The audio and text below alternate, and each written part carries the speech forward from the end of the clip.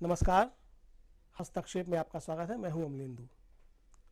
कल TV live पर एक गंभीर परिचर्चा का आयोजन किया गया, जिसमें देश की राजनीति में हो रही उठापटक का विश्लेषण वरिष्ठ पत्रकारों द्वारा किया गया। इस परिचर्चा में मैंने भी हिस्सा लिया। आइए देखते हैं इस परिचर्चा के कुछ प्रमुख अंश। साभार आप दे रहे हैं जांच एजेंसियों को, वास्तव में ये रक्षात्मक ही है, अपने आप को उलझा ही रहे हैं। चुनाव को देखते हुए होना ये चाहिए था कि पॉलिटिकल मैसेज जो है इसका वो देने की कोशिश करते।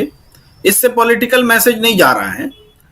पॉलिटिकल मैसेज अरविंद केजरीवाल दे रहे थे कि हम नहीं जाएंगे, समन नहीं लेंगे, जबकि अखिलेश यादव जो बोल रहे हैं इससे पॉलिटिकल मैसेज नहीं जा रहा है। तो ये करने की जरूरत है कि हम जनता से बात करेंगे ना। समन हमी को क्यों आएगा भाई? समन दूसरे को क्यों नहीं आ रहा है? एक के बाद एक हम पूरी क्रोनोलॉजी समझानी चाहिए कि कैसे कैसे आ रहा है। हर स्टेट में जो कोई भी फाइटर है अपोजिशन में उसके पास में जा रहा है। हर उत्तराखंड में हरक सिंह रावत के पास जा रहा है, कर्नाटक में डीके शिव कुमार के पास जाता है, इधर अखिलेश यादव के पास जाता है, बिहार में तेजस्वी के पास जाता है। कोई स्टेट नहीं है जहां नहीं जा रहा है। राजस्थान में भी गहलोत जी के फैमिली में जा रहा है। ये सारी चीजें हैं, बताने की जरूरत पड़ेगी। पॉलिटिकल लड़ाई लड़ेंगे कि आप जवाब दे करके उसको पब्लिक को बताएंगे हम ये जवाब दे दिया हमने। हमारा वकील जवाब देगा जो देना होगा। हम तो पॉलिटिकल बोलेंगे, ये चीज रखना पड़ेगा और पॉलिटिकल संदेश देने की जरूरत है। दूसरी बात है कि इसमें कोई असहमति नहीं है जो श्रवण गर्ग सर बोल रहे हैं कि रक्षात्मक कर दिया गया है, और इसको रक्षात्मक से आक्रामक रूप में या उस लेवल पर अचीव करना तो अभी बहुत दूर की बात लग रही है। लेकिन वो मैच करने के लिए कम से कम इंडिया बोल के खड़ा तो हो। इंडिया की मीटिंग हुए कितना समय हो गया? इंडिया की रैली क्यों नहीं हो रही? बिहार में 3 मार्च को रैली है, लेकिन वो इंडिया की रैली नहीं है, वो महागठबंधन की रैली है। अब समझ लीजिए, आप इसको जितना भी ढकने का प्रयास कीजिए वो ढकेगा नहीं। वो खुल्लम खुल्ला महागठबंधन की रैली है। इंडिया की रैली वहां होगी कि नहीं होगी, ये करना पड़ेगा। तो ये कमियां हैं। दूसरी तरफ ये बात भी सच है कि पिछले चुनाव के मुकाबले इंडिया गठबंधन थोड़ा ज्यादा कंफर्टेबल हुआ है। बीते दिनों जो घटनाएं घटी उसके बाद हम कह सकते हैं अपोजिशन ज्यादा एकजुट हुआ है। आम आदमी पार्टी के साथ समझौता हो गया, महाराष्ट्र में समझौता होता दिख रहा है, उत्तर प्रदेश में हो चुका है, बिहार में हो चुका है। मोटे तौर पर इंडिया गठबंधन सीट शेयरिंग के मामले में तैयार बैठा है, और ये दबाव भारतीय जनता पार्टी महसूस कर रही है।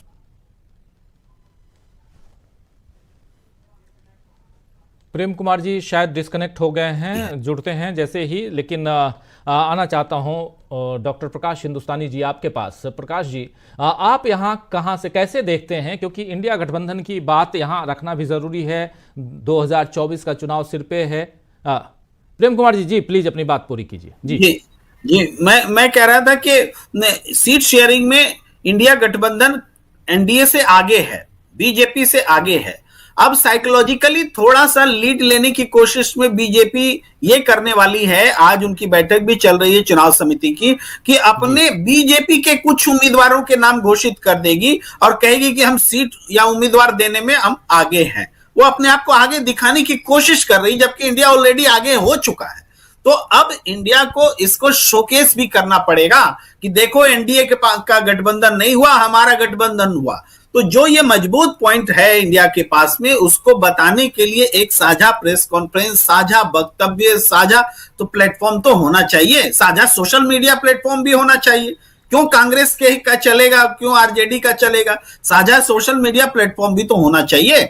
ये सारी कमियां दिख रही हैं और चुनाव नजदीक है। इसके बावजूद हम ये कहते हैं कि लोकसभा की तस्वीर इस बार इसलिए साफ नजर आ रही है क्योंकि जनता बदलाव के मूड में। नेता चाहे न चाहे, हम तो बार बार कह रहे हैं कि नेता का कोई मतलब नहीं है। नेता तो मजबूर होकर के आ रहे हैं, गठबंधन में इकट्ठा हो रहे हैं। आप देखिए जयंत चौधरी की हालत खराब है।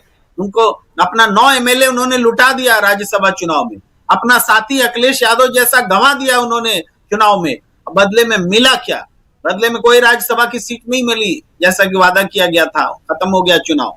लोकसभा में जो 4 सीट लेके क्या करेंगे वो, ये सोच रहे हैं। और मिलने का टाइम नहीं दे रहे हैं नरेंद्र मोदी और अमित शाह, उनको मिलने का टाइम नहीं दे रहे हैं। तो इतनी जिल्लत, इतनी जलालत जो उनकी हो रही है, ये चौधरी चरण सिंह का जो अपमान हो रहा है, इसको जनता भी फील कर रही है, खुद जयंत सिंह भी फील कर रहे हैं। तो ये बेचैनी ऐसा नहीं है कि बीजेपी से इनको जोड़ कर रखेगी, इसका भी असर पड़ेगा। इसी तरह के हालात हैं। आप जो गठबंधन में देखिए, ये उत्तर प्रदेश में अभी भी संभावनाएं बाकी हैं कि इंडिया गठबंधन को मजबूत किया जा सकता है और मजबूत। तो ये इन चीजों पर काम करने की जरूरत है आज भी। ये जनता चाह रही है बदलाव, जनता एजिटेशन में हेजिटेशन नहीं दिखा रही, खुल करके एजिटेशन कर रही है। नेतृत्व जो है वही उन्हीं में जो कमी है। तो हम ये देख रहे हैं कि जो जनता का आक्रोश है उसको मैनेज कर रही है बीजेपी अलग अलग तरीकों से। आज देखिए दक्षिण में एक अलग बहस छेड़ दी कि तमिलनाडु सरकार ने जो विज्ञापन दिया है उसमें चाइना का झंडा लगा हुआ है। अब सफाई देते रहिए लगा है कि नहीं लगा है, लेकिन उलझा दिया। इसी तरह की चीजों में वो उलझाएंगे, तो इनसे लड़ने का तो एक होगा ना। क्यों अब ऐसा तो नहीं है कि डीएमके अकेले लड़ेगी, लड़ना तो इंडिया को पड़ेगा कि उसमें मामला क्या है, इसका जवाब क्या है, नहीं तो पूरे देश में इसका खामियाजा भुगतना पड़ेगा। आपको पाकिस्तान जिंदाबाद वाला नैरेटिव सेट कर दिया जो कि गलत फैक्ट पर आधारित है। फैक्ट चेक आ चुका है, लेकिन अभी सरकार ने उसकी जांच का आदेश दिया है, फॉरेंसिक लैब में। अभी जब फॉरेंसिक लैब में आएगा तब आएगा। यहाँ तो फैक्ट चेक सामने है कि उस बोला ही नहीं, फिजिकली लोग वहां मौजूद हैं, उन्होंने सुना कि बोला ही नहीं।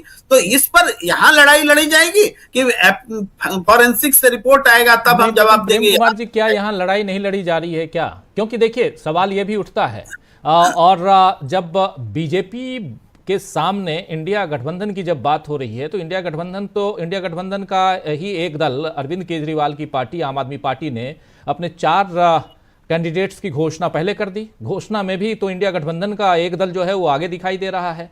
और दूसरी चीज, सीट शेयरिंग को लेकर भी तमाम बातें होती थी, सीट शेयरिंग में भी इंडिया गठबंधन आगे है। एनडीए कहां है सीट शेयरिंग में? अभी तक कोई सामने कुछ नहीं है। हाँ, आपकी एक बात से जरूर सहमत हूं कि बीजेपी अपने आप में 303 सीटों के साथ गठबंधन में ना भी रहे गठबंधन तो सरकार में है।